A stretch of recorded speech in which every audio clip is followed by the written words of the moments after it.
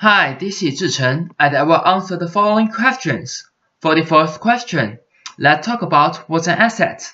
An asset is any some value or a resource of value that can be converted into cash. Individuals, companies, and governments own assets. For a company, an asset might generate revenue or might benefit in some way from owning or using the asset. The second question, whether the ladder of trees can be considered as assets. Yes, in my point of view, the ladder of trees can be recognized as assets, because it provides raw materials for the honey industry to make honey.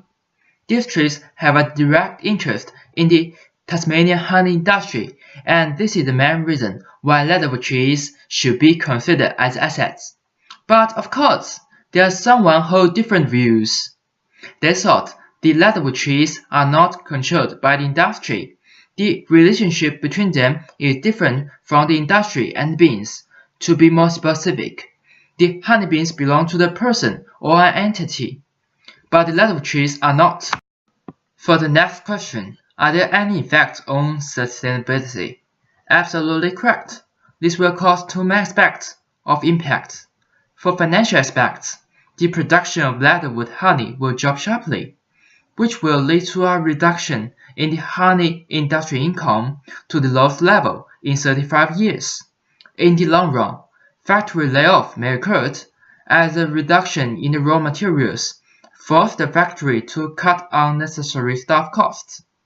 For the environment, thousands of hectares of land were destroyed. Local wildlife animals have lost their homeland.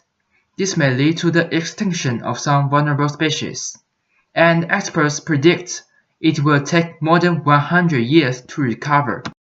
In the last question, have you changed the perspective by a college influenced? Frankly speaking, I have changed my mind, because the ladder trees are not controlled by the honey industry.